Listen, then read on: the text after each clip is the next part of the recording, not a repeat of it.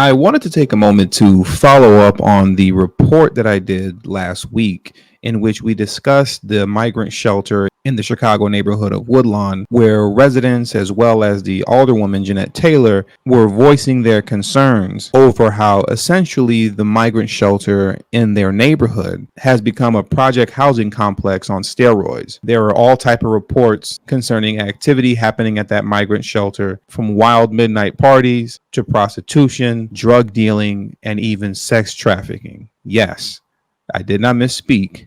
Sex trafficking. Now, Taylor, who also lives in this community, says she is personally seeing things occurring at the shelter, outside the shelter, that she hasn't seen before, including loitering and partying into the late hours in areas around that former school. Other concerns: at least one fight, prostitution or possible sex trafficking, and littering. Now, it isn't just a migrant shelter in Woodlawn that's experiencing this. Multiple shelters throughout the city of Chicago are experiencing the same thing. And that's what I wanted to follow up with today, because now there are even reports of guns surfacing at some of these migrant shelters. A block of aldermen want to force a special city council meeting on Chicago's response to the migrant crisis, with criticisms rising about the city's growing system of makeshift shelters and with hundreds of asylum seekers still huddled on police station floors. Alderman Jeanette Taylor 20th called for the special session during a heated immigration committee hearing Wednesday, featuring a city presentation that she said downplayed the urgency, and her ire only grew after she began questioning officials. So y'all didn't think with the Democratic National Convention here, nobody bothered about discussing with Biden and his administration about the conditions that we're having with these shelters and the asylum seekers? Taylor said, confronting the department heads about Tuesday's gathering with top Democratic Party officials to celebrate the political convention coming to Chicago in 2024. Matt Doughty, the city's manager of emergency management services, answered, "I don't believe that it was a topic of discussion." How?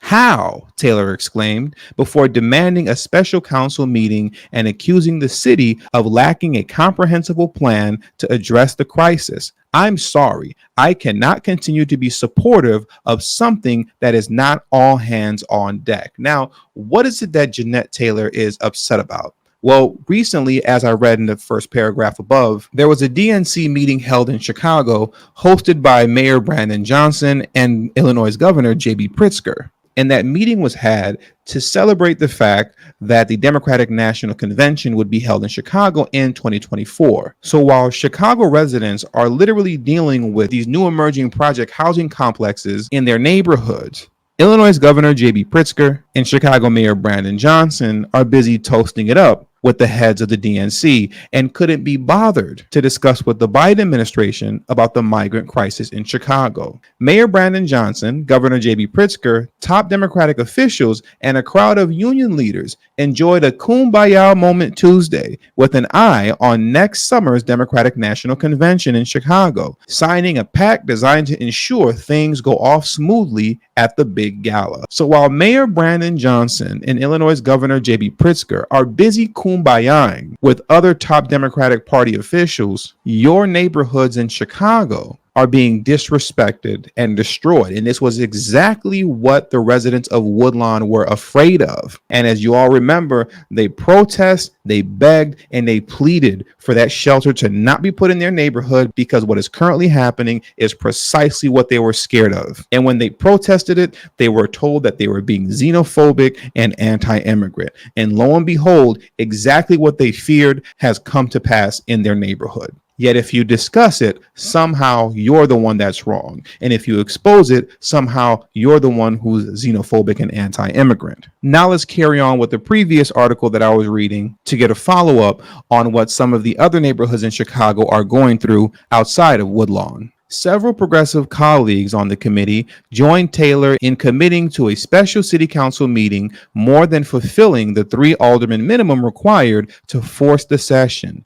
It signaled the sharpest pressure yet for Chicago officials tasked with one of the new mayoral administration's most intractable dilemmas. Others raised transparency concerns over spending, with Committee Chair Alderman Andre Vasquez noting that city council members have not received one line item budget of all the migrant costs so far. Downtown Alderman Brendan Riley, in the moderate faction of the city council, shared Taylor's fury that aldermen have been left to fend for themselves. So Brandon Johnson is nowhere to be seen. He has left all the aldermen of Chicago high and dry because he's too busy toasting it up with top Democratic Party officials and J.B. Pritzker at the DNC meetings celebrating the Democratic National Convention getting ready to be held in Chicago next summer in 2024. Riley argued that while the majority of asylum seekers are doing the right thing, there are some making the neighborhood less safe.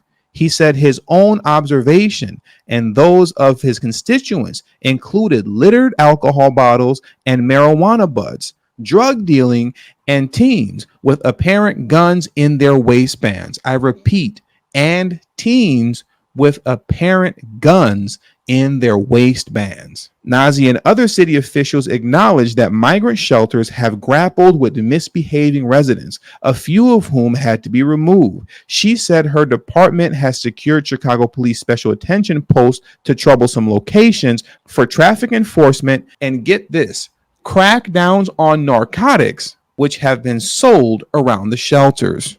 So now we're witnessing all type of guns and narcotics floating around these shelters throughout the city. At a community meeting between city officials and Woodlawn residents Monday, grievances included claims of migrants loitering, littering, and participating in illicit activities such as drug use and prostitution. City officials also confirmed an incident July 14th in which a shelter resident blocked the driveway of a neighboring homeowner with a parked car, leading to a physical altercation and another car being subsequently vandalized. Afterward, the city expelled 17 residents from the shelter, 4 of whom were permanently banned from the system. My question is this: why were these 17 residents simply expelled, with 4 of them being banned from the shelter system? Why weren't they immediately deported?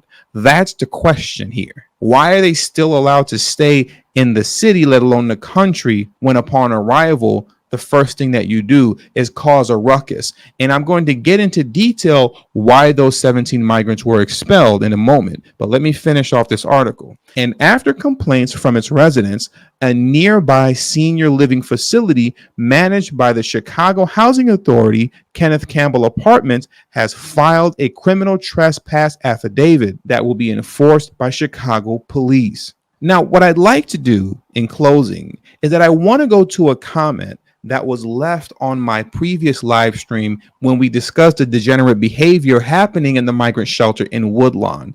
This is a resident of Woodlawn who explained in detail what actually happened that led to the 17 migrants at the shelter being kicked out, with 4 of them being expelled from the shelter system. This was a comment left by Benita Young, which stated, "TD Media, I was there at the meeting and it was hot. They have staying at the school to this day 450 plus men and 85 women." I want to stop there because the reason that that is so important is that every time these shelters are discussed and talked about, they show you photos of single mothers with their children sleeping on the floor, children by themselves with their siblings sleeping on the floor, when the reality is, though that is happening, the majority of these shelters are about 90% single men. These are a bunch of men in these shelters kicking up dust and creating all this ruckus in these neighborhoods. They use the women and children sleeping on the floor as a ploy to appeal to your heart for sympathy, when the reality is in these shelters, it's a bunch of men in there. Now let's carry on. The old Wadsworth School, which for those who are unfamiliar, the Wadsworth School is the migrant shelter where these so-called migrants are being held now, right? But the old Wadsworth School is between a retirement home for our senior residents and the new Wadsworth School. You have immigrant men who have a lot of idle time on their hands. Also, an altercation happened Friday before last when a resident's driveway was blocked by one of the immigrants' cars. And when asked to move, they refused and there was a confrontation. About 17 young men were going to jump him. So those were the 17 people that were expelled and kicked out who should have been deported. So they were blocking a resident's driveway. The resident asked them to move. And instead of moving their car, they attempted to jump the man in the Woodlawn neighborhood.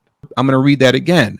About 17 young men were going to jump him. This was the main reason for this meeting. Some of the residents went up to the school parking lot and they said that there are sometimes around 30 young men outside playing loud music, drugs, sex, and having food trucks there and trashing the area late at night. We are already dealing with our own Pookies and Ray Rays. This area is a couple of blocks away from where the Obama Center will be. The immigrants are being put all over the city, including some of the police stations. But it's just that in our communities, we are already under-resourced. Also, Johnson was not there. He sent a representative. And she's speaking of the meeting that was held by Jeanette Taylor. And of course, Brandon Johnson wasn't there and instead sent a representative. Why? Because he was too busy toasting it up and living the high life with Illinois Governor J.B. Pritzker and other top Democratic Party officials, celebrating the Democratic National Convention coming to Chicago next summer. And with all that being said, that does it for today's video. So please make sure you hit the subscribe button as well as the bell notification next to the subscribe button so you can be notified whenever I release a new video.